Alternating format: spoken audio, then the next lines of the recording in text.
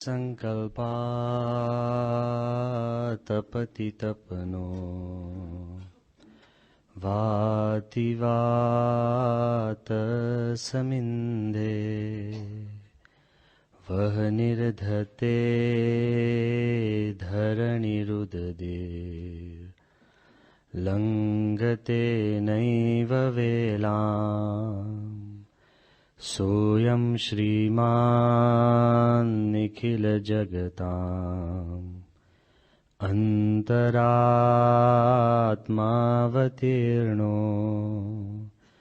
धर्मं रक्षन् दिशतु कुशलम् स्वामिनारायणोऽयम् गुणातीतोऽक्षरं ब्रह्म भगवान् पुरुषोत्तमः जनो जानन्निदं सत्यं मुच्यते भवबन्धनात्। श्री स्वामिनारायण भगवाननी जय। अक्षर पुरुषोत्तम महाराजनी जय। गुणातीतानंद स्वामी महाराजनी जय। भगत जी महाराजनी जय। शास्त्री जी महाराजनी जय। योगी जी महाराजनी जय। गुरु हरि प्रमुख स्वामी महाराजनी।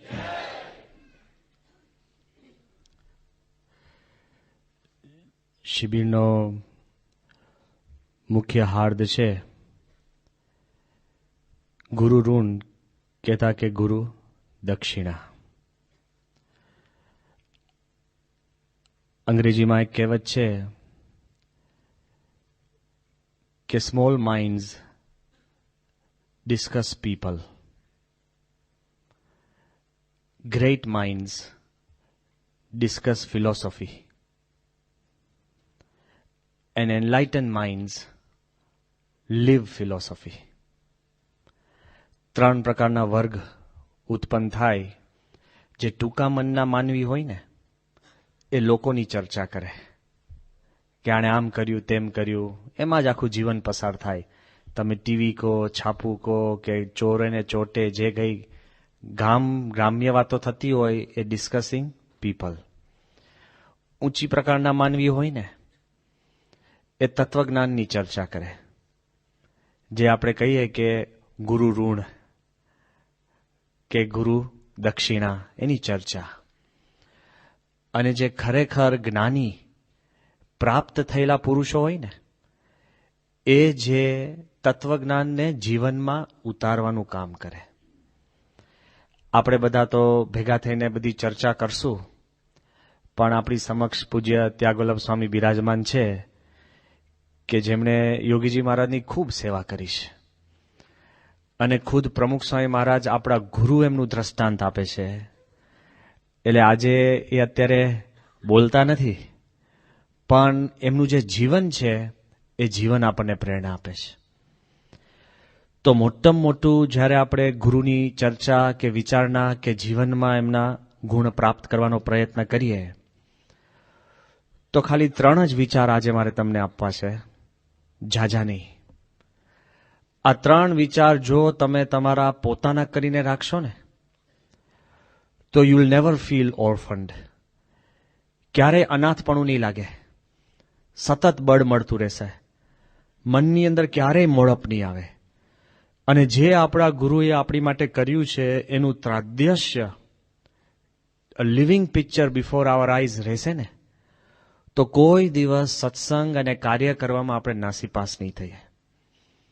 પહેલો મુદ્દો કયો છે કે જ્યારે 1981ની સાલમાં અમે બધા દીક્ષા લેવાના હતા. અમુક સંતો તે વખતે 15 વર્ષ, કોક 16, કોક 17 વર્ષના નાના નાના બધા યુવાનો હતા. મેજોરિટી કદાચ આપની ઉંમર કરતા બધા નાના. અને તે વખતે જ્યારે ભગવાન સ્વામિનારાયણ દ્વિશતાબ્દીનો ઉત્સવ ચાલતો હતો અને ત્યાં ઘણા બધા બહારના રિપોર્ટરો આવ્યા અને એક એક નાના નાના બાળકો યુવકોને પ્રશ્ન પૂછે, એમાં એક નાના યુવાનને પ્રશ્ન એવો પૂછ્યો કે તમે પ્રમુખ સ્વામીને કેમ સિલેક્ટ કર્યા? કે ભારતમાં તો 80 લાખ સાધુઓ છે, સમજાય છે? 80 લાખ. અને એમાંથી કેટલાય બધા સંપ્રદાય, ધર્મો, વિચારધારાઓ, કેટલું બધું તત્વજ્ઞાન ને બધું, તમે પ્રમુખ સ્વામીને પસંદ કેમ કર્યા? હવે પેલા બિચારા મૂંઝાતા હતા, એને કઈ ખબર નથી. એટલે એણે એવો જવાબ આપ્યો કે ભાઈ જુઓ, મેં પ્રમુખ સ્વામીને સિલેક્ટ નથી કર્યા, પણ હું ભાગ્ય માનું છું કે અબજો માણસોમાંથી પ્રમુખ સ્વામીએ મને સિલેક્ટ કર્યો.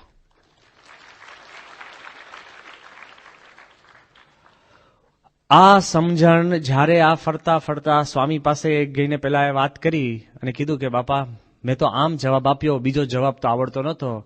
સ્વામી કે બીજા જવાબ બધા ખોટા, આ તે કીધું એ સાચો. આ યાદ રાખજો કે ઘણીવાર આપણા મનમાં એમ થાય કે આપણે પ્રમુખ સ્વામીના શિષ્ય થયા કે પ્રમુખ સ્વામીને આપણે ગુરુ માન્યા. ભાઈ સાહેબ, આપણી શું હેસિયત છે? થિંક, આપણી શું તાકાત છે? અતિ કૃપા કરીને સત્પુરુષે આપણને અપનાવ્યા ને, એ મોટામાં મોટું ઋણ છે. બીજી બધી વાતો તો પાછળ આવશે. સ્વામીએ ખાલી આપણને અપનાવ્યા. જ્યારે 1985ની સાલમાં પ્રમુખ સ્વામી મહારાજનો સુવર્ણ તુલા લંડનમાં QPR સ્ટેડિયમમાં થતો હતો, અમે તો બધા એના સાક્ષી છીએ. શું વાતાવરણ હતું કહું, કે ત્યાંથી ખાલી 10-12 કિલોમીટર દૂર જ્યાં આપણો ઉત્સવ ચાલતો હતો, એલેક્ઝાન્ડર પેલેસ ગ્રાઉન્ડમાં, જબરજસ્ત ઠંડી, અને ત્યાં ગાડી 11 કિલોમીટર દૂર જબરજસ્ત વરસાદ પડ્યો અને સાથે સાથે બરફના કરા. 20,000 પબ્લિક આ મોટા સ્ટેડિયમની અંદર ભર ઉઘાડે પરિસ્થિતિની અંદર બેઠેલી. જબરજસ્ત વાદળા, અમે બધા વાદળા જોયા છે. અને બીબીસીની અંદર પ્રિડિક્શન કે ધોધમાર વરસાદ ને બરફના કરા પડવાના છે. ખુદ બાપાનું સ્ટેજ પણ ખાલી, ઉપર કાંઈ નહીં, 20,000 માણસ. બધા જ અમે ત્યાં સ્ટેડિયમમાં ગયા, બધાને ચિંતા, ઉપર ચારે બાજુ વાદળા વાદળા. અને સમાચાર મળે છે કે આટલે જ દૂર ગોંડલમાં એક ખૂણે વરસાદ ને બરફ પડે તો બીજે ખૂણે આપણે પાથરના પથરાય. બધા જ બેઠા હતા અને સ્વામી પાસે ગયા. સ્વામી એકદમ હસતા હશે કીધું, સ્વામી કે ગોંડલની બધા 500 પ્રદક્ષિણા માનો તો ભગવાન સારું કરશે. એ મારો પહેલો ગોંડલની પ્રદક્ષિણાનો અનુભવ. બધાએ 500, પેલો કે આપણે 1,000, 500 બધા માનતા હતા. અને બરફના કરા બીજે પડે અને ત્યાં એક વરસાદનો છાંટો નહીં, અમે એના સાક્ષી છે. પણ તે પરિસ્થિતિની અંદર તમે જો, આપણા ગુરુ સમર્થ છે. કુદરત પણ એ પોતે ફેરવી શકે છે. ભગવાન એને રાખ્યા છે. લાખોના મન એના શરણે છે. છતાં પણ સ્વામી એ તુલા વખતે જ્યારે એમનું પ્રવચન શરૂ કર્યું ને, આશીર્વાદ રૂપી, અને પહેલું વાક્ય સ્વામીએ શું બોલ્યા કે પ્રથમ તો પરમ કૃપાળુ પરમાત્માનો આભાર માનું છું કે જેને આપણને આ મનુષ્ય દેહ આપ્યો. અને પછી સ્વામી કહે છે કે મારા ગુરુ શાસ્ત્રીજી મહારાજ જેણે મને અપનાવ્યો. પ્રમુખ સ્વામી પણ સતત આ વસ્તુ ખ્યાલ રાખતા હોય કે શાસ્ત્રીજી મહારાજે મને અપનાવ્યો, હું કાંઈ જ નહોતો. અને એની કૃપાથી અત્યારે જે કાંઈ હું બન્યો છું, પહોંચ્યો છું, સેવા કરું છું, એ બધી જ ગુરુની કૃપા. તો મને લાગે છે આપણામાં તો કાંઈ જ હેસિયત નથી. સત્પુરુષ તો અક્ષર બ્રહ્મ છે, તો પણ એમ સતત કહે છે પહેલું જો આપણા માટે મોટામાં મોટું ગુરુ ઋણ હોય ને, તો સત્પુરુષે આપણને અપનાવ્યા. બહુ અઘરું છે. તમારામાં ઘણા લગ્ન નહીં કર્યા હોય, પણ મને લાગે છે મેજોરિટીએ કર્યા છે ને. હા, વાંધો નહીં, એમાં કંઈ શરમાવા જેવું નથી. It's a fact. તો તમે લગ્ન કરો અને તમને એક દીકરો થાય ને દીકરી થાય, તમારા જ દીકરા હો, તો તમને કેટલું ટેન્શન હોય છે. બાળ કાર્યકર છે ને, બીજાના દીકરા સાચવી શકશે પણ પોતાના. ચેલેન્જ છે ને, ચેલેન્જ. બીજાના 50 ઉપદેશ આપ્યા છે કે જોજો આમ કરજો, છોકરો બરાબર ઉછેરજો, છોકરો તમારું સંતાન છે, તમારી સંપત્તિ છે. ને આપણી બીજી બેંકમાં હોય એમ. ભલભલી બેંકો ઉઠી ગઈ છે. કહેવાનું શું કે તમને હું ખાલી એમ જ કહું કે ભાઈ તમે એક કામ કરો ને, તમે બહુ રાજી છો, આવું સત્સંગી છે, 2 નાના છોકરાઓ તમે દત્તક લો. તમે કે મારા ઓછા છે? 2 દત્તક. પછી જો બહુ આગળ તો પૂછો કે એનું કુળ શું છે, કેવા છે, હોશિયાર છે, જો ઢ હોય તો મારે શું કામના, આમ છે. કેટલું બધું ઊંડા ઉતરીએ બધું, બરાબર ને? કેટલું બધું ઊંડા ઉતરીએ, લાઈફ ટાઈમ તમારે એને સાચવવાના હોય.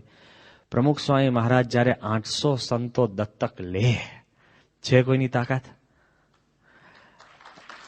અમારા શરીર, મન, આધ્યાત્મિક બધી જ જવાબદારી સ્વામી લે છે અને ક્રોસ ચેક કરે છે કે આનું શું, કેમનું છે, આ છે તે. એમને તો પૂર્વ કર્મનું બધું ખબર છે, તોય સ્વામી કે આવા દો.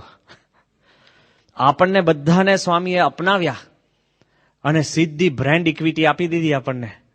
અત્યારે તો બારે કોઈનો કઈ સિક્કો વાપરવો હોય ને તોય બહુ પેલો ચેકિંગ કરે, ભાઈ કે તું કંપનીનો સિક્કો વાપરે છે લે. સ્વામી એક કંઠી પહેરાવીને તમે સ્વામિનારાયણના કહી શકો કે એટલું બધું સ્વામી અપનાવે છે ને, એમાં બધું ઋણ આપણને ચડી જાય છે. ક્યાં સુધી આપણે ભોગ ભોગવી શકીએ છીએ ખબર છે? આધ્યાત્મિક ભોગની હું વાત કરું છું. ક્યાં સુધી આપણી નામના વધે છે. કેટલાય જણા આર્ગ્યુમેન્ટ બારે કરતા હોય ને, પેલો કે જોઈ લેજો ભાઈ, તમે તો ઠીક છે મંદિર, અમારું લંડન મંદિર જોયું? પેલો કે ના, અને ઝઘડે આપણો કાર્યકર, લંડન મંદિર જોયા જેવું છે, તને શું ખબર, આમ છે ને તેમ છે. હવે લંડન મંદિરમાં આપણે કોઈ પથ્થર ઉપાડ્યો છે? એડ્રેસ એ ખબર છે ક્યાં છે? ખબર છે? અને જવાના છે? પ્રાર્થના કરીએ જઈએ બધા. પણ કહેવાનો ભાવાર્થ શું છે? જે ક્રિયા આપણે કરી નથી, ઇન્વોલ્વ નથી, જેમાં આપણે પરસેવાનું ટીપું પાડ્યું નથી, એનો પણ યશ આપણે બિંદાસ પૂર્વે ભોગવી શકીએ. કેમ? સ્વામી આપણને અપનાવ્યા છે. કેટલા બધા આપણે ઊંચે ઊંચે સાદે આપણે કે અમારું દિલ્હી અક્ષરધામ જો, જે કાંઈ કાર્ય બાપાએ કર્યા છે ને, એ બધા જ આપણે છે ને આપણા માનીને આપણે દુનિયાની અંદર છતરાયા થઈએ છીએ. વિચાર તો કરો, અપનાવ્યા. કાંઈ આપણા પાસે લાયકાત નથી. બધા જ જો હૃદય ઉપર હાથ મૂકીને પૂછો, અત્યારે બજારમાં આપણને મૂકે, શું કિંમત આવે? હકીકત કહું છું, તમે નહીં, અમે બધા આવી ગયા. કોઈ એક સાધુ માત્ર આવી ગયા, બજારમાં આપણને કોઈ મૂકે, શું કિંમત છે બોલો? અત્યારે તમે બાળ કાર્ય કરશો, બરાબર? તમને ખબર છે કે અત્યારે તમારી કિંમત કેટલી? કે તમે 100 ઘર તમને સોંપ્યા, ત્યાં જાઓ ને તો લોકો તમને આદરથી બોલાવે. અરે કુટુંબીઓને આદરથી નથી બોલાવતા. તમે જઈને ઉભા રહો તો તમારું બાળક તમારું માને. મમ્મી પપ્પાને શું કે અમારા સંચાલકે કહ્યું છે ને અમારે આ કરવું પડશે. લે, જે બાળકો મધર ફાધરનું નામ માનતા હોય તમારું માને. કોની દયા? બાપાની. કયું કાર્ય કરીએ છીએ તો ફર્સ્ટ સ્વામીનું જે મોટમ મોટું ઋણ હોય ને, એને આપણને અપનાવ્યા. અને બીજી વાત છે, અપનાવ્યા તો ખરા, અપનાવીને ખાસ એની કઈ કાર્ય કરાવે છે કે કામ કરાવે છે એવું નથી. ઘણા લોકો આપણને અપનાવે, પણ અપનાવીને છે ને પોતાનો સ્વાર્થ સાધતા હોય છે. આ દુનિયાની અંદર બધાના મનની અંદર નાનો મોટો સ્વાર્થ છે ને છે જ. 85ની સાલની અંદર સ્વામીશ્રી કેટલા નિર્દોષ છે. સ્વામીશ્રી રૂમની અંદર પોતે નાસ્તો કરતા હતા અને તે વખતે લંડનના છાપામાં એક કટિંગ આવ્યું અને કટિંગ અમારા હાથમાં હતું અને કટિંગમાં એવું હતું કે એક પાદરી એને એના શિષ્યને એવી રીતે ભરમાવ્યા હતા કે 20 વર્ષ પછી આ દુનિયા નાશ થવાની છે. આ 65ની સાલનો પ્રસંગ. 20 વર્ષ પછી દુનિયા નાશ થવાની છે, એટલે તમે જે વસ્તુ તમારું એ મને લખી દો. તમારું ધન ધામ કુટુંબ, જે કાંઈ ઘરેણા, બેંક એકાઉન્ટ, ગાડીઓ, આ તે બધું લખી દો. અને 20 વર્ષ પછી જયારે દુનિયાનો નાશ થાય ત્યારે ભગવાનના ધામમાં હું બમણું કરીને તમને આપીશ. હવે આ ધંધો સારો કે નહીં? કરતા નહીં, પણ 100% પ્રોફિટનો ધંધો કહેવાય કે નહીં? હા, પણ આના શિષ્ય પણ પાછા ખેપાની. 85ની સાલ સુધી જે જીવતા હતા, કેટલાય વચમાં તો ઉપડી ગયા 20 વર્ષમાં તો, અને 85ની સાલ આવી અને દુનિયા એમની એમ, એના 20 વર્ષ પછી પણ એમની એમ રહીશ. અત્યારે 2005 જતા રહ્યા. તો 85ની સાલમાં બધા શિષ્યો જીવતા હતા, ભેગા થયા અને પછી ગુરુ ઉપર કેસ કર્યો. કેમ કે 20 વર્ષ પછી અમારી સંપત્તિ અમે લખી દીધી હતી એ અમને પાછી નથી આપી, એટલે દુનિયાના વ્યાજ સહિત આપે, અમારે ધામમાં જોઈતી. એમ કરીને ગુરુ પર એવો જબરજસ્ત કેસ નાખ્યો, છાપામાં આખું કટિંગ લંડનમાં આવ્યું હતું ગાર્ડિયનમાં કે આ 20 વર્ષ પછી આમ છે તેમ છે, આટલા પૈસા આપો, આમ છે તેમ છે. આ આખો પ્રસંગ જયારે બાપા પાસે આખે વંચાયો ને કે શિષ્યો ભેગા થઈને ગુરુને જેલમાં નાખવાની વાત કરે છે અને આવા વિચિત્ર ગુરુ હતા, એટલે આખો પ્રસંગ કીધો ને પછી સ્વામી હસતા હસતા કે સ્વામી કે આવો કોઈ ભટકાઈ ગયો હોત એના કરતા અમે શું ખોટા છે. આ વિચાર કરો, આપણી હેસિયત નથી, આપણી હેસિયત નથી સાચા ખોટા ગુરુની પરખ કરવાની પણ છે કોઈ નહીં. સત્પુરુષે દયા કરીને આપણને અપનાવ્યા ને એ મોટામાં મોટું ઋણ માનજો. અપનાવ્યા તો બરાબર, નિસ્વાર્થ રીતે, લેશ માત્ર એને સ્વાર્થ નથી. અને નિસ્વાર્થ રીતે એટલે જે કાંઈ આપણે સ્વામી માટે કરીએ છીએ ને, તમને લાગે કે હું 2 કલાક કાર્ય કરું છું, કોકને લાગે કે આ જીવન અમે સાધુને લાગે આખું જીવન અમે આપી દીધું, ધેટ્સ નથિંગ.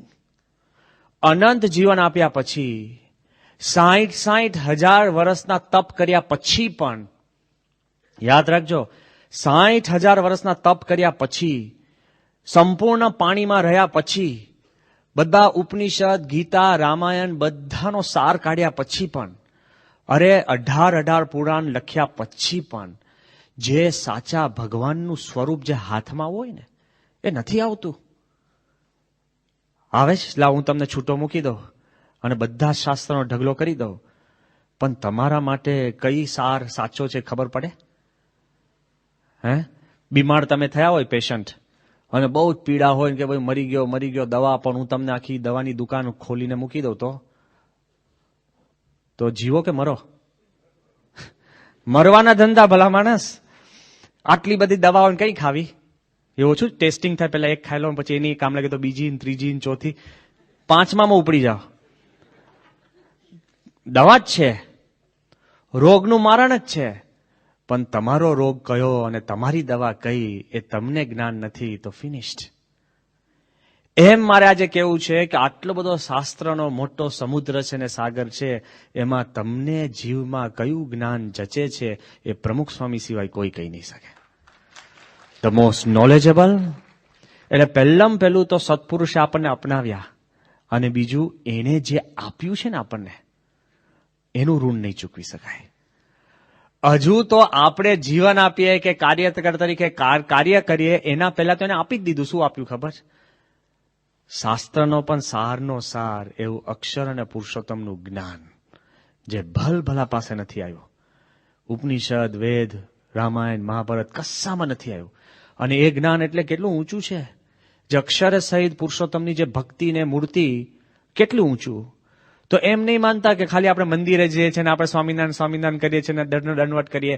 સત્પુરુષે આપણને શુદ્ધ પવિત્ર જે જ્ઞાન આપ્યું છે ને ભગવાનનું, કોટી કલ્પે તમે હું અનંત જન્મ લે ને તોય પ્રાપ્ત થયું નથી. સહજતાથી, વિશ્વાસથી આપણી હાથમાં, જીવમાં ઉતારી દીધું. કેટલું અઘરું જ ખબર કે ભગવાન સ્વામિનારાયણના વખતની અંદર એકવાર શ્રીજી મહારાજ ગંગાજળીએ કુએ સ્નાન કરતા હતા.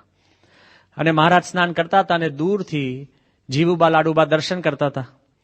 અને બેનો દર્શન કરતા કરતા વાતો તો ચાલુ જ હોય, એટલે અંદર ગુરબુર વાતો કરતા હશે અને મહારાજ શાંતિથી સ્નાન કરતા હતા. એમાં જીવુબા લાડુબા એવું બોલ્યા કે જુઓ તો ખરા કે જે ગોપ ગોવાળને, ગોપીઓને જે મૂર્તિની પ્રાપ્તિ થઈ હતી એ મૂર્તિની પ્રાપ્તિ અત્યારે આપણને, અને એમનું જેવું કલ્યાણ હતું એવું કલ્યાણ આપણું છે, એવી ચર્ચા કરતા હતા. મહારાજે સાંભળ્યું. શ્રીજી મહારાજ કાંઈ બોલ્યા નથી.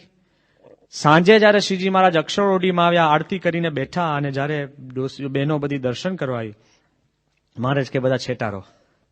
કેમ મહારાજ, શું અમે ભૂલ કરી? મહારાજ કે તમારી સમજણ ગોબરી છે.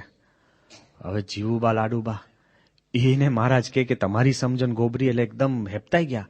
એ કે મહારાજ એવી શું ભૂલ થઈ? મહારાજ કે આજે સવારે તમે શું ચર્ચા કરતા? કે મહારાજ અમે તો મહિમા અને પ્રતાપની ચર્ચા. કે મહારાજ કે ધૂળ મહિમા અને પ્રતાપ? કે કેમ? શ્રીજી મહારાજ કે છે કે તમે એવું બોલ્યા કે ગોપ ગોપીઓને જે પ્રાપ્તિ થઈ હતી, તો મહારાજ કે ગોપ ગોપીઓને જે પ્રાપ્તિ થઈ હતી એ અવતારને તો આ મૂર્તિના દર્શન પણ નથી. શાંતિથી વિચાર કરજો, શ્રીજી મહારાજ ક્યાં છે? કોઈની આપણે નિંદા, કોઈને નીચી પાડવાની વાત નથી, બધાનો મહિમા આપણને છે, છતાં પણ સમજણ જેમ છે એમ આપણે દિલમાં ઉતારવી પડશે. મહારાજ આગળ વાત કરે છે શ્રીજી મહારાજ કહે છે કે ગોપીઓના જેવું કલ્યાણ તો તમારા ઘોડાનું કોઈ અધર્મી પાણી પીશે ને એનું પણ ગોપ ગોવાળના જેવું કલ્યાણ થશે. મને લારો અત્યારે આપણને છે ને ચક્કર આવી જાય. તમે બહુ શાંતિથી વિચારજો કે તમારા ઘોડાનું જે અધર્મી પાણી પીશે એનું પણ ગોપ ગોવાળ જેવું કલ્યાણ છે. હજુ તો આ લોકોને ડચકો અંદર ઊંડો ઉતરે ને પેલા મહારાજ કે તમારા દરબારમાં જે બળદ, ગાય, ઘોડા અને ભેંસ બાંધી છે ને એ પણ વાંચતે ગાજતે અક્ષરધામમાં પહોંચશે. અરે ગાય બળદ જે જિંદગીમાં સ્વામિનારાયણ નામ નથી બોલી શકતા. મહારાજ કહે છે કે તમને મહિમા ક્યાં છે કે આ તમારા દરબારમાં અમે ચાલ્યા બેઠા ફરીએ છીએ તો એની ચરણરજ લેવા માટે મોટા અવતારો નિત્ય આવે છે. અને અનંત કોટી બ્રહ્માંડના કરતા હરતા જે મૂળ પુરુષ અને પ્રકૃતિ એ રોજ આવીને તમારી આ ચરણરજ માથે ચઢાવે છે. તમને ગોપ ગોપીઓની શું વાત કરો છો? જ્યારે શ્રીજી મહારાજ આ બધી વાત કરી અને બધાને મહિમા ઠર્યો, હવે મારે તમને એમ કહેવું છે, જો શ્રીજી મહારાજના પ્રતાપે જે પશુ પંખીઓનું કલ્યાણ પણ અક્ષરધામમાં હોય એના કરતા વધારે સુખ છે ને તો જીવુબા લાડુ બને સુખ વધારે હતું મહારાજનું. એના કરતા નજીક અને વધારે સુખ કોને? તો 500 પરમહંસોને. પણ જ્યારે બાળમુકુંદ સ્વામી સારંગપુરમાંથી પસાર થતા હતા અને તમારા જેવા હરિભક્તો અને અમારા જેવા સંતો અક્ષર પુરુષોત્તમનું નવું બનતું મંદિરના પથ્થર ચડાવતા હતા ત્યારે બાળમુકુંદ સ્વામી શું બોલ્યા કે જે સેવા 500 પરમહંસને નથી મળી ને એ સેવા અક્ષર પુરુષોત્તમની તમને મળી. આ જે આપણે કાર્ય કરીએ છીએ ને તો એમ નહીં માનતા કે આપણે કોઈક મુખ્ય કાર્યાલય આપણને સંદેશો આપે છે એનું કાર્ય કરીએ છીએ. તમે કઈ બાળમંડળના કાર્યકર છો જ નહીં.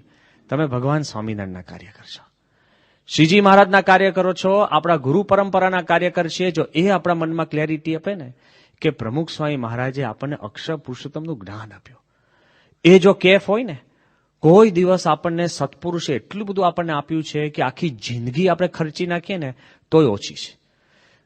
પહેલા વિશ્વયુદ્ધનો હું પ્રસંગ કહું છું કે જ્યારે ઇંગ્લેન્ડ અને જર્મનીનું યુદ્ધ ચાલતું હતું ત્યારે બ્રિટિશ જે એરપ્લેન્સ હતા, RAF રોયલ એરફોર્સ કહેવાય છે, એની અંદર તે વખતે એટલી બધી ખેંચ હતી. એટલે કોઈ પ્રોફેસર હોય, કોઈ બિઝનેસમેન હોય, કોઈ ધંધાકીય માણસ હોય, કોઈ સામાન્ય માણસ હોય, પોસ્ટ ઓફિસ ચલાવતો દુકાનદાર હોય, બધાને આર્મીમાં લઈ લીધા હતા.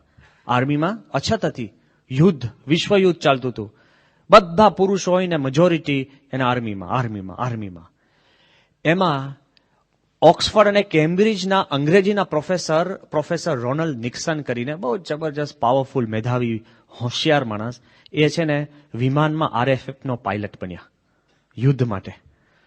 પાવરફુલ આખો સ્ક્વોડ્રન હોય ને 50-60 પ્લેનોનું આખું સ્ક્વોડ્રન, એનો પોતે નેતા. એકવાર સાયરન વાગી, પ્લેનમાં બધા ચડીને પ્લેન ઉડાડ્યું. જેવું પ્લેન ઉડાડ્યું ને અચાનક 2-5 મિનિટ પછી આખું પ્લેન જમણી બાજુ વાળીને એને પ્લેન છે ને પાછું ઉતારી દીધું. લીડર હતો એને પ્લેન પાછું ઉતાર્યું, એની પાછળ 60 પ્લેન પાછા ઉતરી ગયા. જેવા નીચે ઉતર્યા ને એટલે બધાએ તાળીઓના ગડગડાટથી એને વધાવી દીધો કે તે જબરજસ્ત કામ કર્યું, આગમચેતી વાપરી, હોશિયાર છે, પાયલોટ તો છે પણ તું ભવિષ્યનું જાણે છે, જબરજસ્ત પાવરફુલ બેસ્ટ પાયલટ છે. પેલો કે આ બધા મને આટલા બધા ઇલકાબ ખભો થાબડે છે, કરે છે કેમ? એ કે ભલા માણસ, જો તું પ્લેન લઈને ઉપર ચડ્યો હોત, સામે જ થોડાક ગાંવ દૂર જ જર્મનીના 200 પ્લેનો હતા, તમને ખાક કરી નાખે, આપણા બધા પ્લેન જાત, માણસોય મરી જાત, બધાની જાન તે બચાવી લીધી, તું હોશિયાર છે. આ રોનલ્ડ નિક્સન શું કે છે ખબર છે? કારણ કે એ છે ને સત્યવાદી હતો. એને વિચાર્યું કે મેં મારી જાતે પ્લેન નથી પાછું પાડ્યું, કોક શક્તિ, હું પણ વિચારતો હતો કે પ્લેન કેમ જમણી બાજુ વળે છે. આપણે તો કોઈ ખભો થામને કે હા બરાબર છે કે અનુભવ. એટલા બધા આપણે ભિખારી છે ને, આપણે ક્રેડિટના એટલા બધા ભિખારી છે, એમને એમ થઈ ગયું ને કે પ્લાનિંગ થી કર્યું. જોજો માણસ કેટલો બધો ભીખ માંગે કે કદાચ આપણે સવારના 5:30 ઉઠ્યા હોય ને અને કોઈક આપણને પૂછે કેટલા વાગે ઉઠ્યા, કે 5 વાગે આંખ ખુગડી ગઈ હતી, એમાં અડધો કલાક લઈ જાય. અને જો રાતના 2 વાગે સૂતા હોય તો કેટલા વાગે સૂતે, કે લગભગ 3 જેટલું થઈ ગયું તું. લે કેમ? We are beggars for praises. આ માણસ છે ને એના મનમાં વિચાર્યું કે મેં પ્લેન નથી ઉતાર્યું, હું પોતે વિચારતો તો આ પ્લેન કેમ નીચે ઉતરી ગયું તો જબરજસ્ત ઘટના થઈ ગઈ ને મને લોકો મને શાબાશી આપે છે. હી સ્ટાર્ટેડ થિંકિંગ અને એને કીધું કે નક્કી કોઈક દિવ્ય શક્તિએ મારું પ્લેન ઉતાર્યું અને 60 જણની જાન બચાવી. એ કે મારે આ દિવ્ય શક્તિ શોધવી છે. એ RAF માંથી નીકળી અને સીધો ભારત આવ્યો. ભારત આવીને એને છેક હિમાલયમાં જઈ અને ત્યાં આગળ એને દીક્ષા લીધી અને એનું નામ પડ્યું યોગી કૃષ્ણ પ્રેમ. સાધુ બન્યો. આ અંગ્રેજ માણસ, હોશિયાર, જબરજસ્ત પાવરફુલ. જે માણસ છે ને, ઘણા પ્રોફેસરો કેવું હોય, ભગવાન ઉણપ રાખતા હોય. જે બહુ બુદ્ધિશાળી પ્રોફેસર હોય ને એ પછી આર્મીના ભાષણ આપે પણ બંદૂકથી ડરે. સમજી ગયા? અને જે બહુ બંદૂક ચલાવી શકતો હોય ને એને પછી અંગ્રેજીનો કક્કોય ના આવડતો હોય, કારણ કે એ પાછો ભગવાન એની બુદ્ધિ ઓછી રાખી, બધું મિક્સ કરે. આ બાજુ આ બેવમાં પ્રવીણ અને સાધુ. એ યોગી કૃષ્ણ પ્રેમ એટલો બધો ભક્તરાજ બન્યો. એકવાર ભારતની ટ્રેનમાં એ જતો હશે. ભારતની ટ્રેન, આપણી તો ટ્રેન ખબર છે ને, અત્યારે આટલી ભીડ છે તો પહેલે તો ટ્રેન ઓછી, માણસો તો લગભગ એટલા ને એટલા જ હોય અને બધા એક જ જગ્યાએ જવાનું. જોજો તમે જયારે ટ્રેન સ્ટેશન જાઓ ને તો તમને આખું ટ્રેન સ્ટેશન ભરેલું લાગે. આમ પછી હારી લાગે કે આ તો ઘણી ટ્રેનોમાં જશે પણ બધા આપણી ટ્રેનમાં ચડે. ખાસિયત એવી છે કે આપણે અહીંયા અને પાછા આપણા જ ડબ્બામાં લાગે, ભરચક થઈ ગયો હોય. આ માણસ સાધુના વેશમાં ટ્રેનના ડબ્બામાં ચડ્યો. તે વખતે અંગ્રેજોનું રાજ. 2-3 અંગ્રેજો પણ ટ્રેનમાં ચડ્યા અને વ્યવસ્થિત અંગ્રેજો ચડેલા આપણે ઇન્ડિયન્સ તો ખસી જાય, રાજાઓ હતા તે વખત. અને ચડ્યા અને એક અંગ્રેજ બાઈ, આ સાંભળજો ધ્યાનથી, તમારા જીભે અને મનમાં વાત હોવી જોઈએ. અને એક અંગ્રેજ બાઈ આ યોગી કૃષ્ણ પ્રેમને જોવે છે, દોડ્યો સાધુના કપડામાં લગર વગર. એટલે પેલી બાઈ છે ને ધીરે ધીરે આમ જોઈને એને કહે છે કે વોટ્સ યોર નેમ, તારું નામ શું છે? તો પેલો કે યોગી કૃષ્ણ પ્રેમ. એટલે પેલી બાઈ થોડીક હસી કટાક્ષમાં, એ કે એ નહીં, ધ રિયલ નેમ. આ હું નથી કહેતો, સાચું નામ. પેલો કે this is the only name, આ એક જ છે મારું નામ. એટલે પેલી બાઈ પાછી વધારે વિફરી. એ કે તું ક્યાંનો છે? એક ઇંગ્લેન્ડનો. એ કે તે ક્યાં અભ્યાસ કર્યો છે? પેલે કે ઓક્સફર્ડ. અભ્યાસ કર્યો નહીં, ત્યાં કરાવતો હતો. ખુમારી તો હતી કે નહીં એની પાસે. એ કે તને તે, એ પછી પેલી બાઈ બગડી અને પછી શું કીધું ખબર છે કે why have you forsaken England, why have you betrayed the empire, કે what has India given you, why have you taken a life with the natives. એ કે તને ધિક્કાર છે, તે આપણા દેશને કેમ તે છોડી દીધો, તે શા માટે એનો વિદ્રોહ કર્યો, તને આ ભારતના વાસીઓ તને શું આપ્યું કે તું એની જોડે જઈને બેઠો છું, તારે શરમાવવું જોઈએ. એમ મોટેથી પેલી બાઈ બોલવા લાગી અને છેલ્લે બોલીને વિફરીને કે what has India given you, ભારતે તને શું આપ્યું. ધીરે રહીને યોગી કૃષ્ણ પ્રેમે એની નાની કોથળી હતી એમાં હાથ નાખીને કૃષ્ણ ભગવાનની મૂર્તિ કાઢીને કીધું કે madam, India has given me Krishna, can England give me Krishna. કે બેન, મને ભારતે કૃષ્ણ આપ્યા છે. આખા ઇંગ્લેન્ડનું રાજ્ય ભેગું થાય ને તો મને એક કૃષ્ણ આપી શકે? મારે તમને એ જ કહેવું છે કે આખી દુનિયાના માણસ ભેગા થશે ને, તમામ સાધુ પુરુષો ભેગા થાય, તમામ અવતારો ભેગા થાય, તમામ શાસ્ત્રો ભેગા થાય, એમાંથી બધા જ ભેગા થઈને તમને અક્ષર પુરુષોત્તમ આપી શકશે. પ્રમુખ સ્વામી આપણને આપી શકે છે. જો એ આપણા મનની અંદર ધડતા હોય ને તો સ્વામીનું જે આપણા ઉપર ઋણ છે એ ક્યારેય આપણે ભૂલી નહીં શકીએ. એ મનમાં આપણે ચાલવું પડે.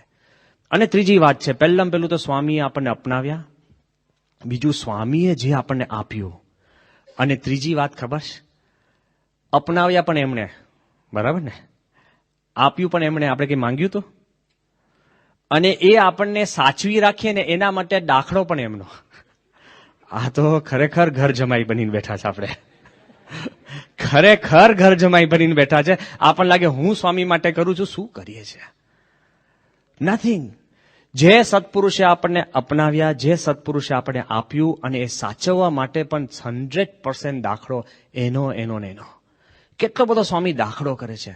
આ ઉંમરે ઓલમોસ્ટ 90 યર્સ.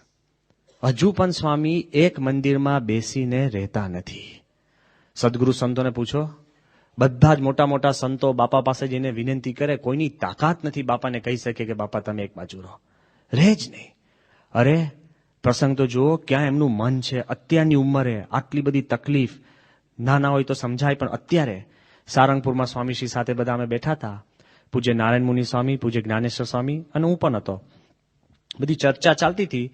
એમાં નારાયણ મુનિ સ્વામીએ સ્વામીને હસતા હસતા કીધું, બાપા તમને સારંગપુર ફાવી ગયું? કારણ કે સ્વામી છે ને લગભગ 100 દિવસ સતત સારંગપુર રહ્યા હતા.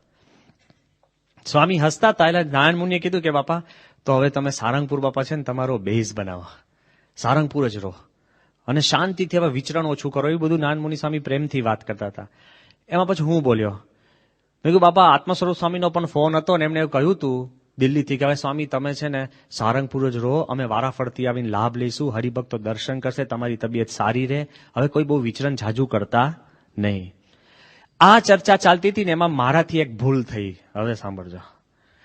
મેં કીધું બાપા મેં એક પુસ્તક વાંચી હતી, ફ્રીડમ એટ મિડનાઇટ. ભારતને સ્વતંત્રતા આપવા માટેની આખી પુસ્તક છે. It is written by Dominique Lapierre, Frenchman. અને એમાં એને એવું લખ્યું હતું, પુસ્તકની શરૂઆત કેવી રીતના થાય છે કે ભારતનું જે કેપિટલ તો ન્યૂ દિલ્હી કહેવાય ને, એટલે એને લખ્યું હતું કે આજે ભારતનું કેપિટલ એટલે ભારતની રાજધાની 80 કિલોમીટર ખસી. એટલે તમને કુતૂહલતા થાય કે નહીં કે કોઈ દિવસ રાજધાની ખસે? એટલે બીજો વાક્ય શું હતું? કારણ કે ગાંધી 80 કિલોમીટર દૂર એક ગામડામાં ગયા કે ગાંધી એ ભારતની રાજધાની. સમજી ગયા? એમ મેં આખું આનું ભાષાંતર કર્યું બાપા કરી. મેં કહ્યું બાપા આવું હતું કે જ્યાં ગાંધી ત્યાં રાજધાની.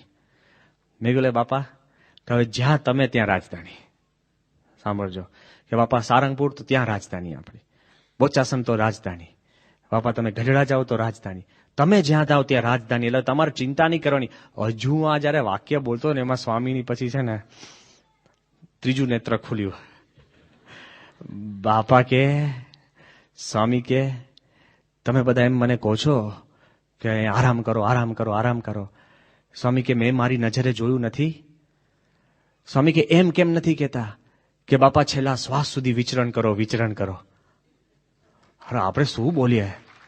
સ્વામી કે એમ કેમ નથી કહેતા કે છેલ્લા શ્વાસ સુધી વિચરણ? સ્વામી કે મેં જોયા છે. સ્વામી કે તમે તો કોઈએ જોયા નથી. સ્વામી કે મેં શાસ્ત્રી મહારાજને જોયા છે કે સ્વામી કે એમને પગે વાહ હોય, પગ સૂજી ગયા હોય, લાલ થઈ ગયા હોય, દુખે, કેડ રહી ગયું હોય, બબ્બે હરિભક્તો ઊંચકીને શાસ્ત્રી મહારાજને ગાડામાં બેસાડે અને એવા દુખાવાના સહિત શાસ્ત્રી મહારાજને પધરામણી કરતા મેં જોયા છે. સ્વામી કે યોગી બાપાને 10 રોગ હોય, લોહી ટપકતું હોય, તકલીફ હોય, કેટલી બીમારીઓ હોય અને બબ્બે માળ ચડતા સ્વામી કે મેં જોયા છે. સ્વામી કે તમે મને કહો છો કે રાજધાની રાજધાની? સ્વામી કે હું તમને કહું નારાયણ મુનિ, સ્વામી કે તમે આ લખી રાખો, સાધુ અને ગઢ થૂથીમાં નાખજો કે છેલ્લા શ્વાસ સુધી બધા પધરામણી કરે, છેલ્લા શ્વાસ સુધી બધા વિચરણ કરે. સ્વામી કે એ મારી શીખ છે. અને સતત બોલ્યા કરે. અને સ્વામી મને કે તું રાજધાની રાજધાની કરે છે? સ્વામી કે હું તને કહું રાજધાની એટલે શું? સ્વામી કે આપણા એક એક હરિભક્તનું ઘર એ મારી રાજધાની, ત્યાં મારે પધરામણી કરવી છે રાજધાની. આટલી ઉંમર, હજારો ઘરમાં પધરામણી કર્યા પછી એક એક ઘરની અંદર લોકો કે મારે ત્યાં બાપા 5 વાર 10 વાર આવી ગયા. હવે ક્લાઇમેક્સ પ્રસંગ કહું, અઠવાડિયા પહેલાની વાત કરું છું, તમે સ્વીકારી જ ન શકો. એક અધિકારી સખત મિજાજી, મળવા તૈયાર નહીં, બોલવા તૈયાર નહીં, 30-40 વર્ષથી ગુજરાતમાં IAS ઓફિસર હશે, હજુ સુધી આપણે એક મંદિરમાં પગ મૂક્યો નથી. અને એના નીચલા અધિકારીઓને એમ સતત કહ્યા કરે કે તમારે કોઈ પણ વાર મંદિરે જવું નહીં, ને જાઓ તો એક પણ લાડુડી લેવી નહીં. એક લાડુડી લેશો ને એના દીઠ 1 એકર આપવો પડશે. આ એની છે ને કેલ્ક્યુલેશન હું કહું છું. કેલ્ક્યુલેશન, આ તો વચમાં પ્રસંગ કહી દઉં છું. આ કેલ્ક્યુલેશન મળવા તૈયાર નહીં. સ્વામી અમે માથા પછાડી અને મળે નહીં, ને ભગવાનનું કરવું એવું થયું, જોગાનું જોગ એવું થયું કે અમારો ભેટો થયો. મળ્યા, ભેગાઈ થયા, વાતચીત પણ કરી, આખું ભોજન જમાડ્યું છે મેં, એટલે ચિંતા ના કરતા. પણ જમાડતા જમાડતા એ માણસ શું કે છે મને ખબર છે? એ કે સ્વામી મને એક વાત મારે તમને કેવી છે, મને અંતરમાં એક વાત સતત યાદ રહેશે. શું કે જ્યારે હું નવો નાનો પહેલી જ વાર ગુજરાતમાં પ્રવેશ કર્યો અને નવો જ અધિકારી હતો, લગભગ 40 વર્ષ પહેલા, ત્યારે પ્રમુખ સ્વામી મારે ઘરે પધરામણી કરી ગયા છે. હારો વિચાર તો કરો, કોઈ બહારનો માણસ નથી જાણતા, જેને ભાવ નથી. મને લાગે છે કે સ્વામીએ છે ને એક ઓપોર્ચ્યુનિટી સેવા કરવાની જવા નથી દીધી, એક જવા નથી દીધી. ક્યાં સ્વામીનું વિચરણ, કેટલી બધી. આ જે દાખલો છે, તો જે એને આપણને અપનાવ્યા છે, આપણે એના થઈને રહીએ, અને આપણને જે કલ્યાણનું જે બિરુદ આપ્યું છે, આપણું કલ્યાણ છેટ અક્ષરધામ સુધી આપણે પહોંચીએ, એના માટે દાખલો છે. એ તો અક્ષર બ્રહ્મ છે. શું કરવાનું એમને? કેટલો બધો દાખલો.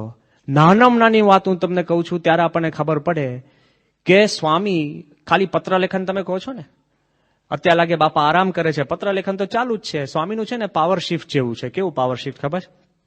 તમે કોઈક ઊંચકો ને, આપણે વજન, પછી અહીંથી ઊંચકીને તમે ડાબા હાથે ઊંચકો, ત્યાંથી માથે ઊંચકો, છેલ્લે ખભે ઊંચકો, વજન તો એનું એ જ રહે ને.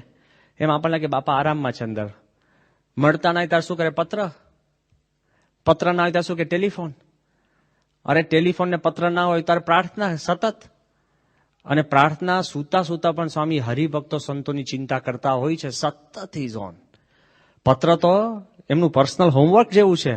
કેટલી વાર અમારી મિટિંગો થાય ને એમાં પછી સ્વામી કે તમારું કામ કરશો, કે મારું કામ રહી જાય છે. સ્વામીનું કામ શું? પત્ર લેખન. લે, આપણે આ યુગમાં, મોબાઈલના યુગમાં પત્ર લખીએ, મિસ કોલ મારી દઈએ, એમાં તો પૈસા ના જાય, યાદ કર્યો આવી જાય. આ તો હવે અમદાવાદી રીત છે કે યાદ કર્યો આવી જાય, અને પેલા પાછો બિલ ચડે, પાછો પેલો તમને નાખે કે કર્યો નહીં, મિસ કોલ તો માર્યો તમે, લે એને પાછા ચોટાડો તમે. આ તો બધા આવું કરતા હોય છે. પણ આ યુગની અંદર આપણે આપણા કુટુંબીજનને પણ પત્ર લખવા તૈયાર નથી. સત્પુરુષ કેટલા બધા વાંચે, લખે. એક વાર 72 પાનાનો પત્ર સ્વામી વાંચતા હતા અને સંતોએ રોક્યા અને કીધું, બાપા આ 72 પાનાનો પ્રશ્ન. તો સ્વામી કે એનો હકીકતનો પ્રશ્ન તો આનથી મોટો હશે. સમજાય? કેટલો બધો પ્રશ્ન, કેટલું બધું સ્વામી સૂક્ષ્મ સમજીને. એક વાર સ્વામી પ્લેનમાં લઘુ કરવા જતા હતા, અને લઘુ કરવા માટે અંદર સંતો વ્યવસ્થા કરે તો ઉભા ઉભા પ્લેનમાં લઘુ કરવાના બારણે ઉભા ઉભા સ્વામી પત્ર પૂરો કરતા હતા. એક વાર રેલવે સ્ટેશન ઉપર તો ઢગલો વાર ટ્રેન આવવાની બાકી હોય તો જતા જતા સ્વામી એક પત્ર લખીને મૂકી દે. કેટલાય પ્રસંગ એવા છે કે સ્વામી ડેન્ટિસ્ટ પાસે ગયા હોય અને પેલો દાંત વાળો આમ કરે ને, આપણે તો કહીએ ડેન્ટિસ્ટ પાસે ગયા ને તો એને જ જોયા કરીએ કે પેલો જે કઈ કરે એમાં ટેન્શન થતું જાય કે હું કરે છે, ઓહ આવડી મોટી સોય કાઢી, થાય કે નહીં? ભલે બીજા માટે હોય તોય તમારું તો વાગી જાય. પણ હું શું કહું છું, આપણે એની ચિંતા કરતા એટલો બધો દેહભાન કે શું કરે છે, કે શું કાઢ્યું, ઘર, કેટલો બધો પ્રશ્ન થાય. સ્વામી ડેન્ટિસ્ટની ચેરમાં બેઠા હોય અને ડેન્ટિસ્ટ પેલો કંઈક આઘું પાછું તરત સ્વામી પત્ર કાઢીને વાંચતા, એવા આપણે જોયા છે અને ફોટાઈ જોયા છે. ક્ષણે ક્ષણ સ્વામી છે એનો ઉપયોગ કરે છે. હજુ તો સાંભળજો, એ તો બધું જ આપણને સમજાય. પણ જ્યારે સ્વામીને ચક્કર આવ્યા, અમદાવાદની અંદર પડી જતા હતા અને સેવકોએ ઊંચકી રાખ્યા, બધા ડોક્ટરના મનમાં ચિંતા, આખો દિવસ સંતો જમ્યા નથી, અમે બધા ફોન કરીએ, આ કરીએ તે કરીએ ને બધું. જ્યારે સુબ્રમણ્યમે કીધું કે પ્રમુખ સ્વામી તમે એન્જિયોપ્લાસ્ટી કરાવી જો, કેમ કે મેં એવું એનું ઓપરેશન કર્યું છે, કોઈ વાંધો નહીં આવે એવી એમને કોન્ફિડન્ટલી વાત કરી. નીકળ 88 વર્ષે તમે હૃદયની અંદર બીજી નળી નાખી ના શકો, એમને હૃદય બેસી જાય. 88 વર્ષે તો કોક એને આમ ખભો થાપડે ને તોય પેલાને એટેક આવી જાય. ખરેખર જોજો તમે, એક રૂમમાંથી બીજી રૂમમાં લઈ જાવ તો કે આ ક્યાં બદલો છે, આખું દેશ બદલાઈ જાય હકીકતની અંદર. કારણ કે તે વખત બીજું કઈ કરી જ ના શકો. સ્વામી તે વખતે સખત ટેન્શનમાં હતા અને સ્વામીને જ્યારે પ્લેનમાં બેસાડીને લઈ ગયા, ત્યારે પ્લેનમાં બેઠા ને તો સ્વામી ધર્મચંદ સાહેબ શું કે ખબર કે બધા હરિભક્તોનો પત્રો લાવી દો. કેમ કે કદાચ લાંબી બીમારી નીકળે અને આપણે પત્રનો જવાબ ન આપી શકીએ તો બિચારા રાહ જોઈને બેઠા હોય. આપણે તો શું કહે કે હું બીમાર છું ને એટલે સમજશે બધા. તમને એમ લાગે ને કે હું બીમાર છું એટલે કાર્ય નહીં કરું એટલે સંતો સમજશે. નહીં સમજી અમે. આ સમજી રાખજો, કારણ કે સ્વામી બીમાર હોય તો પણ સ્વામી સતત કાર્યરત છે. તો આપણે કરવું પડે કે નહીં? કરવું જ પડે. આપણા મનની અંદર આ ફોકસ રાખવું જ પડે. ક્યાં ક્યાં સ્વામી કામ કરે, કેટલું એ તો હજુ સમજ્યા. એક વાર સ્વામી ત્યાં ઘડી સારંગપુર હતા અને સ્વામીના આંખમાં આખી લાલ થઈ ગઈ હતી, લોહી આંખમાં નીકળ્યું હતું. આખી બ્લડ શોટ રેડ. દવા નાખીને સ્વામીની એક આંખમાં આખું પેલું બાંધ્યું હોય ને પેચ બાંધ્યું હતું. અમે બધા સંતોય હતા અને સ્વામી એમને બેઠા હતા. એક આંખ હોય તમને અને પેચ બાંધ્યું તો આમ સતત શું બળતરા તો રહે ને. બીજી આંખ ખોલો ને આમ ખસોડો તો બીજી આંખ અંદર ફરે, ખબર છે ને. એટલે આ પરિસ્થિતિ હતી. સ્વામી એક પત્ર લીધો. ત્યાં સ્વામી 17 પાનાનો પત્ર. મેં આખા ફાઇન પાના ગણ્યા. અમે બધા જ બેઠા હતા. તો સ્વામી તો એક આંખે આમ શરૂ કર્યો પત્ર. બધાને લાગ્યું કે આ તો ખરેખર મંડી પડ્યા છે. એટલે છે ને ધીરે અમે હાથ મૂક્યો પત્ર ઉપર. સ્વામી કે હાથ લઈ લે. સ્વામી જે સ્ટાઇલ છે ને, સ્વામી કે હાથ લઈ લે. એટલે અમે કીધું કે બાપા આ પત્ર ના વાંચો, તમને આંખમાં તકલીફ છે. સ્વામી કે એક તો સારી છે ને. અમે કીધું બાપા એક આંખે પત્ર ન વંચાય. સ્વામી કે એમ? મેં કીધું બાપા એક આંખે પત્ર ન વંચાય. તો સ્વામી કે તું અમદાવાદ જઈને તારા કોઠારીને પૂછજે કે એક આંખે પત્ર વંચાય કે નહીં. કારણ કે અમદાવાદના કોઠારીને એક જ આંખ છે, જો તમને ખબર ના હોય તો. સ્વામીને એ ત્યારે યાદ આવ્યું. પછી સાંભળો, સ્વામી એટલા ઠાવકાઈથી બોલે, આમ જરાય નહીં. કે તું અમદાવાદ જઈને તારા કોઠારીને પૂછજે એક આંખે પત્ર વંચાય કે નહીં. પછી મેં કીધું હારું, હા યાર, આ તો ત્યારે ટ્યુબલાઇટ થઈ ગઈ, કોઠારીને એક જ આંખ છે. એટલે મેં કીધું બાપા પણ કોઠારીને તો પહેલેથી એક આંખ છે, એટલે એ તો ટેવાઈ ગયા છે. સ્વામી કે હું સેવા કરવામાં ટેવાઈ ગયો છું. આ વિચારજો, આપણને નડે છે કેમ સેવા? કે ટેવ નથી પડી. અને પછી મેં વિચાર્યું કે કોઠારી એટલે છે ને ધાર્યું નિશાન પાર પાડે છે. એક જ આંખ છે ને, એકલવ્ય જેવું. જે નક્કી કરે ને પાર પડી જાય, કારણ કે ફોકસ્ડ વિઝન છે એમની. પણ એનીવે, કે વાત શું કરવી છે કે સત્પુરુષ લેશ માત્ર આટલી ઉંમરે આટલા ભીડામાં પણ સ્વામી છે ને એ પોતાનું કામ કરે છે. જબરજસ્ત કાર્યનિષ્ઠ. અને ગમે તેમ કરીને પોતાનો એટલો બધો ભોગ છે કે એ જયારે આપણે વિચાર કરીએ ને ત્યારે આપણને ખબર પડે.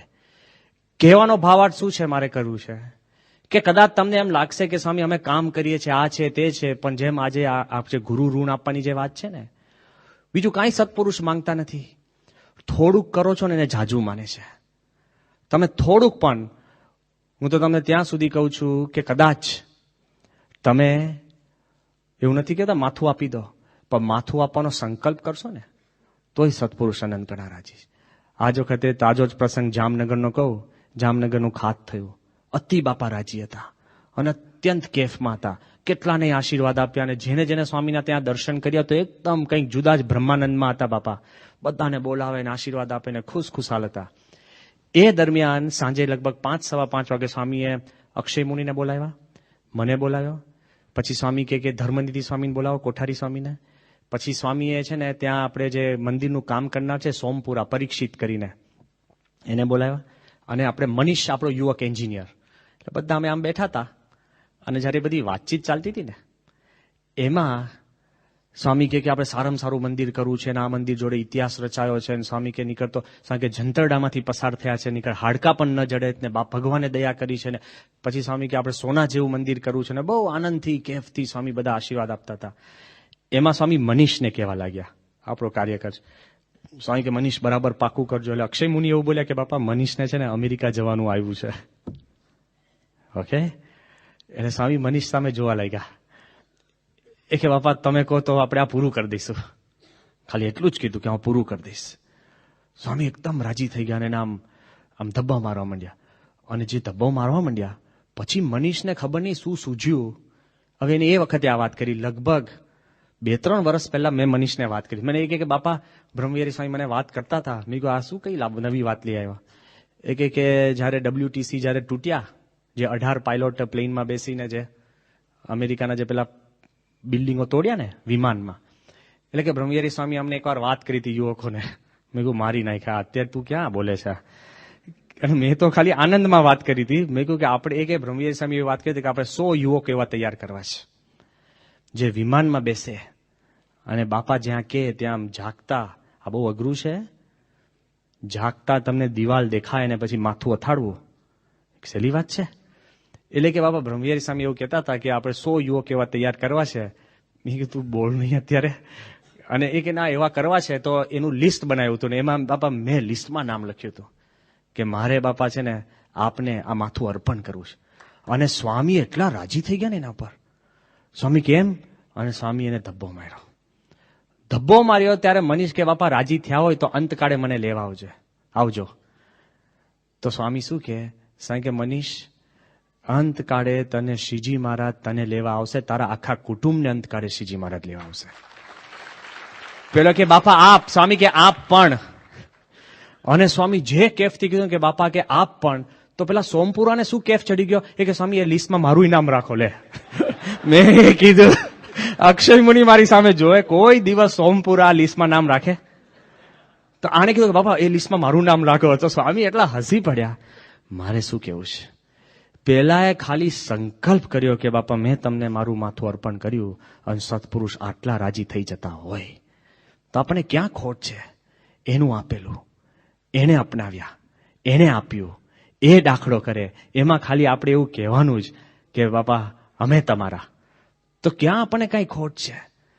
અને કોઈ કેવું જો ઢીલી મોડી વાત કરતા હોય ને, તો આ છેલ્લું હું દ્રષ્ટાંત આપીને બધું અહીંયા પૂર્ણાવતી કરું છું કે કોકના મનમાં એમ હશે તમે તો બહુ વૃદ્ધ નથી કે જે બધા ખુરશી પર બેઠા છે કે સ્વામી મારે શરીર સાથ નથી આપતું. નહીં, એવું કે હું બીમાર છું. So what? NSG નો કમાન્ડો હોય અને ત્યાં લડાઈમાં ગયો હોય ને પછી કે શરદી થઈ છે, જવાય પાછો?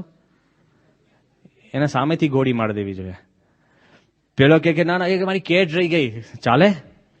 અક્ષરધામ વખત થયું હતું, અમે બધા ત્યાં હતા ને, એકદમ ગોળીઓ ફૂટી, બધા પોલીસો ભાગ્યા. પછી અમે કીધું કે ભાઈ આ તમારી જ બંદૂક ફૂટી છે. કેમ? હારી કે ઘણા વખતથી ફોડી નથી. લે, આ હકીકત કહું છું સ્વામી, આ તો ભગવાને રક્ષા કરી છે. પણ હું શું કહું, પછી NSG આવ્યા પછી આખી કથા જુદી જ હતી, ટોટલ જુદી. એ વખતની હું વાત તમને એટલે કહું છું કે કોકના મનમાં હોય કે આપણી ઉંમર થઈ ગઈ, કોકને એવું હશે કે હું 15 વર્ષથી કાર્ય કરું છું એટલે સ્વામી કોઈ બીજાને ચાન્સ આપો. અરે ચાન્સ જતો કરતા નહીં. કોકને એમ હશે, જેમ અમને કીધું ને, કોકને એમ હશે કે મને સંજોગો પ્રતિકૂળ છે. Very good. સંજોગો પ્રતિકૂળ હોય તો જ તમે તમારી ભક્તિ અદા કરી શકશો. ચારે બાજુ સાનુકૂળ હોય તો શું ભક્તિ અદા કરવાની? સમજ્યા? એમનેમ જ હોય ને કાંઈ હોય જ નહીં તો શું તમે? એ કે હું બસ અખંડ ચડું છું દુનિયા ઉપર. કેમ? ઉપર ચડ્યો જ નથી. એવરેસ્ટ ચડે તો બરાબર, નીચે તો ફર્યા જ કરે. શું કામનું? આ રીતે જો મનમાં ક્લેરિટી હોય કોઈ વાંધો નહીં આવે. પણ કોઈને એમ હોય કે મારી ઉંમર થઈ, કોઈને એમ હોય કે હું બીમાર છું, કોઈને એમ હોય કે મેં બહુ કર્યું, તો શાંતિથી શ્વાસ રોકીને આ દ્રષ્ટાંત સાંભળજો. જો આપણને હોય ને આપણે બહુ કર્યું, કે હું બીમાર છું, કે ઉંમર થઈ ગઈ, તો યાદ રાખજો સ્વામીએ કેટલા મંદિર બાંધ્યા છે? 800 થી વધારે. બરાબર છે ને? 800 થી વધારે પ્રમુખ સ્વામીએ મંદિર બાંધ્યા. એમાં 727 મંદિર સ્વામીએ હાર્ટ એટેક પછી બાંધ્યા છે. આપણે તો શરદી થાય ને કાર્યકર મૂકવા થઈ જાય તો બહુ થઈ ગયું, કેટ રહી ગઈ. 727 મંદિર આફ્ટર હાર્ટ એટેક અને 528 મંદિર બાયપાસ પછી. અરે બાયપાસ પછી પેલો બાથરૂમમાં જતા ગભરાય, પૂછે આપણે કે સ્વામી નાવ તો ચાલે. અલે શું છે યાર, અહીંયા 528 મંદિરો બાંધી દીધા. હજુ તો સમજાય. હું તમને કહું છું કે જે સ્વામીએ અગ્રામાં અગ્રા, મોટામાં મોટા, જે આખી દુનિયા ઝૂકી જાય એવા કાર્યો તો છે ને હાર્ટ એટેક અને બાયપાસ પછી કર્યા છે. 85ની સાલમાં દ્વિશતાબ્દી ઉત્સવ 2 મહિનાનો છે. કોઈ કરી શકે 2 મહિના? 3 દિવસ 4 દિવસ કરે ને હાંફી જાય. લંડનમાં અત્યાર સુધી કોઈ ધાર્મિક સંસ્થા, ભારત સરકારે પણ લંડનમાં 1 મહિનાનો ઉત્સવ નથી કરી શકી. લે, 85ની સાલમાં. અરે એના પછી તમે જુઓ 91ની સાલમાં અમેરિકામાં ઉત્સવ, યોગી શતાબ્દી 92માં, અક્ષરધામ ગાંધીનગર. હજુ ગાંધીનગર અક્ષરધામની કોઈ કોપી નથી કરી શક્યું. નીકર ઇન્ડિયામાં કોપી કરવામાં માસ્ટર. હજુ 85માં આપણે ટોરાને સ્વામી પેલી ગેમ લાવ્યા હતા ને 2 સુપર ટ્રુપર, હજુ તો આપણા ઉત્સવમાં ચાલતી હતી, ત્યાં તો રાજકોટમાં બની ગઈ. મેં કીધું આ તો ક્યાં પેટર્નની વાત છે સ્વામી. હજુ સુધી અક્ષરધામની એક નકલ કોઈ નથી કરી શક્યું. કેટલું બધું જબરજસ્ત. હજુ તો આગળ વિચાર કરો, અમૃત મહોત્સવ, લંડન મંદિર, આખું ઇંગ્લેન્ડ બેઠું થઈ ગયું અને આખા યુરોપમાં હાહાકાર થઈ ગયો. શું? ઉપરથી 30,000 ફૂટે વિમાનો જાય અને પ્લેનમાં એનાઉન્સમેન્ટ પાયલોટ કરે કે બધા પેસેન્જરને વિનંતી બારીમાંથી નીચે જુએ, નીચે જે જગારા માને છે એ નવું સ્વામિનારાયણ મંદિર જે લંડનમાં બન્યું છે એ છે. લે, આપણે ક્યાં જાહેરાત નીચે કરવાની, ક્યાં પોસ્ટર લગાડવા, શું કરવું, ક્યાં કરવું, ક્યાં ને ક્યાં. 95ની સાલની અંદર એ તો હજુ આપણને લાગે હાફીએ કામ કરીએ બધું, ત્યાં સુધી 99માં આફ્રિકામાં નાયરોબી મંદિર, 99માં મંદિર, પછી ભૂકંપમાં કામ, આ બાજુ ભૂકંપ પછી 100 નાની મોટી સ્કૂલો, પછી હોસ્પિટલો અને બીજા બધા ઇન્સ્ટિટ્યૂટો સ્વામીએ બનાવી દીધા. આ તો બધું લટકામાં. હજુ તો કોઈ હિંમત કરે પહેલા દિલ્હી અક્ષરધામનું ખાત 33 વર્ષે જમીન મળે અને 4.5 વર્ષમાં પૂરું કરવું. અત્યારે ઇન્ડિયાની વેબસાઇટ, સમજાય છે, ઇન્ડિયા સેક્યુલર કન્ટ્રી છે અને કોઈ ધાર્મિક સંસ્થાને પ્રોત્સાહન ના આપે, ઇન્ડિયાનું ઇન્ટ્રોડક્શન કરતી જે વેબસાઇટ છે આખી દુનિયામાં, એમાં અક્ષરધામનો ફોટો છે. શું લખ્યું છે ખબર છે? The greatest monument that India has built. લે, આખા ભારત વર્ષ દરમિયાન મોટામાં મોટું શ્રેષ્ઠતમ જો મોન્યુમેન્ટ બન્યું હોય તો અક્ષરધામ બન્યું છે. એ કહે છે, આપણે ક્યાં સ્વીકારવાની વાત, બધા જ સ્વીકારે છે. જ્યારે બાબા રામદેવ જ્યાં અક્ષરધામ જોવા આવ્યા અને એમના શિષ્યોએ કીધું કે સ્વામી આપણે 800 કરોડની હોસ્પિટલ બનાવે છે, આ બનાવે છે, તે બનાવે છે, બધું આપણે પણ આવું કંઈક બનાવવા જેવું છે. ત્યારે બાબા રામદેવજી શું કહે છે? એને કીધું કે ભૂલી જાઓ, આપણી તાકાત નહીં, આપણે એક કામ કરીએ, શું કે આને જ આપણું માની લઈએ તો શું ખોટું છે? લે, બીજા અક્ષરધામને પોતાનું મનાવવા તૈયાર છે. કેટલા બધા પ્રેમથી, ભક્તિથી, સારી ભાવનાથી. જ્યારે શ્રી શ્રી રવિશંકરજી જ્યારે પ્રમુખ સ્વામીને પ્રથમવાર મળે છે અને સીધા સ્વામીને દર્શન કરીને સીધા સ્વામીના ચરણમાં પડે છે, પ્રેમથી ભક્તિથી સ્વામીને મળ્યા, ત્યારે સ્વામીને શું કીધું ખબર છે? કે મહારાજ, आज तक मोगलों ने जितने हमारे मंदिर नष्ट किए हैं, ये सबका जवाब आपने एक बनाकर दे दिया. સ્વામી કે ભાઈ અમે તો જવાબ આપવા કર્યું નથી, અમે તો યોગી મહારાજનો સંકલ્પ ને આ તે, કેટલી બિચારા બાપાએ બધું ડિફેન્ડ કરવું પડે, આખી દુનિયા એને ક્યાં મૂકે છે. મારે શું કરવું, કેવું છે ખબર છે? આ બધું સ્વામીએ છે ને બાયપાસ પછી કર્યું છે. આપણે તો બાયપાસ થાય ને પછી ઘરનો રંગ બદલવાનું છોડી દઈએ, વાળનો રંગ બદલવાનું બંધ કરી દઈએ, વ્હાઈટમાંથી બ્લેક કરતા ને હવે હું બાયપાસ આવી ગયું લે. એટલે હું તમને પ્રોત્સાહન નથી આપતો કે બધા પાછા બ્લેક કરજો, પણ મારે કેવું છે શું કે એટલી બધી વૃત્તિ સત્પુરુષ છે ને છેલ્લા શ્વાસ સુધી સેવા કરે છે, કારણ કે એમને આ જે સેવા પોતાના ગુરુજનોએ જે કરી છે પોતે માને છે અને જુએ છે. અને એક પ્રસંગ કહીને આપણે પૂરું કરીએ કે સ્વામી જ્યારે અમદાવાદમાંથી આમ પસાર થતા હતા, સંતો બધા અમે બેઠા હતા, એમાં એકવાર અમે આમ માથું આમ પકડીને બેઠા હતા. સ્વામી એકદમ ઉભા રહ્યા ઠાવકાઈથી. સ્વામી કે કેમ માથે લમણે હાથ દઈને બેઠા છો? અમે કીધું બાપા ઉંમર થઈ ગઈ. સાંભળજો બાપા, ઉંમર થઈ ગઈ. સ્વામી કે લે, સ્વામી કે અડધા નથી થયા, આપણે બધા 40ના અને સ્વામી તો 80ના. સ્વામી કે અડધા નથી થયા. પછી સ્વામી હસતા હસતા છે ને એકદમ પાછા આવ્યા. સ્વામી કે તમે બધા પ્રાર્થના કરો છો ને કે અમારે 100 વર્ષ થાય. આ સાંભળજો પ્રસંગ. સ્વામી કે તમે બધા પ્રાર્થના કરો છો ને કે અમારા 100 વર્ષ થાય, અમારા 100 વર્ષ થાય. અમે કીધું હા બાપા. સ્વામી કે હું પણ પ્રાર્થના કરું છું કે તમામ સંતો અને હરિભક્તો 100 વર્ષ જીવે અને 100 છેલ્લા શ્વાસ સુધી અક્ષર પુરુષોત્તમની સેવા કરે. સમજી ગયા? એટલે છેલ્લા શ્વાસ સુધી આપણે આ સેવામાંથી પાછા પડવાનું નથી. 90 વર્ષના પણ બાળ કાર્ય કરો, તમે તૈયારી રાખજો તો આપણો કાર્યકર પાકો કહેવાય. ફરીવાર આજના દિવસે પ્રાર્થના કરીએ કે એમણે આપણને અપનાવ્યા, એમને આપણને આ જબરજસ્ત અક્ષરપુરુષોનું જ્ઞાન આપ્યું, એની રક્ષા કરવા માટે સ્વામી પોતાનો દેહ સંપૂર્ણ આપણી માટે ઘસી નાખે છે, તો આપણે છેલ્લા શ્વાસ સુધી એમની સેવા કરી શકીએ. એ જ આપણું ગુરુ ઋણ પાકું કહેવાય. શ્રી સ્વામિનારાયણ ભગવાન.